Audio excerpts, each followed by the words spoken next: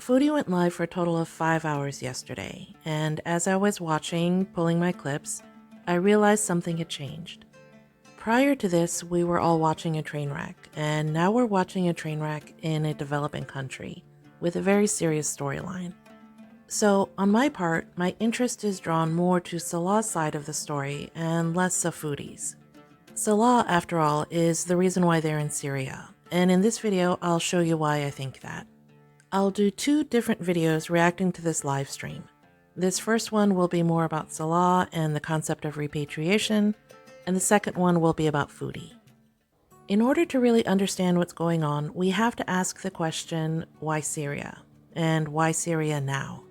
For this portion of the video, I'm going to focus on just a few things that Foodie said right towards the end of the live stream. She thinks that she's protecting their privacy, but all she's doing is really holding back details about what's going on. To set the stage, Salah is asleep in the other room. Foodie has been live for just about 5.5 hours, and she's starting to let things slip. If it came to a point where I would never have consistent electricity, I'd have to leave. I wouldn't have a choice. I need a CPAP. I'm not gonna live in a hotel. I'd be like, let's go, we're packing up. Too bad for your house. I'm sorry, but there's just no way. Did you catch that? She said, too bad for your house. In my opinion, that means that Salah is in the early stages of repatriation to Syria to claim a family home. My source for this segment is this opinion piece that first appeared in the Journal of Foreign Affairs. It describes how, over the years, over 6 million Syrians became refugees abroad, and over 7 million people are displaced within Syria. It goes on to say that hundreds of thousands of Syrians have already returned to the country to check on property they left behind. We already know from Foodie that there are lots of challenges that face the people who are returning. In addition to the electricity shortages, the devaluation of the currency, and the widespread poverty, there are actual physical challenges.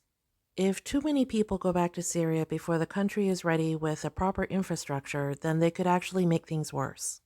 And by infrastructure, I mean everything from the security of the country to roads, healthcare, public schools, transportation, the whole 9 yards. So when Foodie says, too bad for your house, it seems that she's talking about a home that Salah's family owned before Kuwait. If this is the case, and it's a family home that they've owned for generations, he may be back with a deed or something to register it with the new government.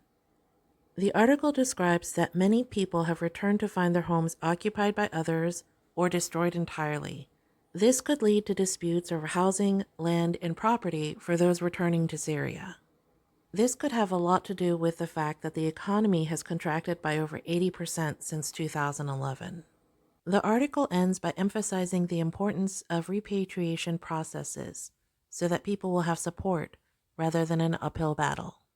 In this live stream, Foodie is describing what they did earlier in the week. Listen to just how hard she's trying to hide all the details. We went to,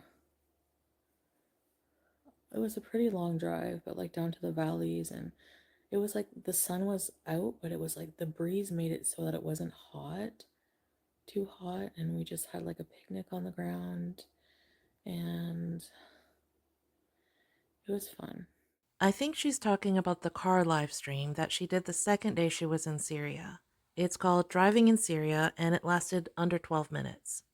The internet went out, and so it just ended abruptly, and then she went MIA for a few days. In yesterday's video, the 5-hour one, she says that she's never been to Salah's house, but that's where they were heading in this live stream. Hey, Larry. No, we're going to Salah's house right now.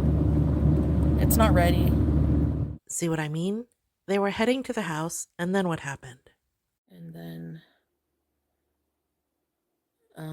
we had a bit of car trouble. It's a used SUV, but there was something, it needed a replacement hose on something, and so that was interesting. So they were driving, and their car pretty much broke down. If a car needs a new hose, they probably had some sort of steam or smoke or something that made them pull over. Um, and then the car, we pulled over in front of this random house, and I thought it was like ruins, but there was people living there. I was like, what? So Foodie learned firsthand what life in a war-torn country actually looks like. No Foodie, there aren't Home Depots on every street corner. But like the outside was looked bad, but the inside was like nice. And they didn't even really know us, and they invited us, like they brought out coffee and everything. Like they invited us in, and um it was really nice. Yeah.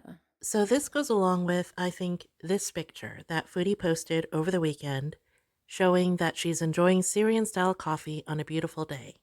I think it's pretty poignant that she's being served with probably the family's best china in a house that she called ruins. And then I helped make shish barak, and we had a really nice meal. And oh, then people were trying to teach us dabka, and yeah, it was really nice. So in my opinion, it sounded like they went out on a drive to go see the house, they got stuck in the valley, they may have had to spend the night out there, and they had to get the car fixed.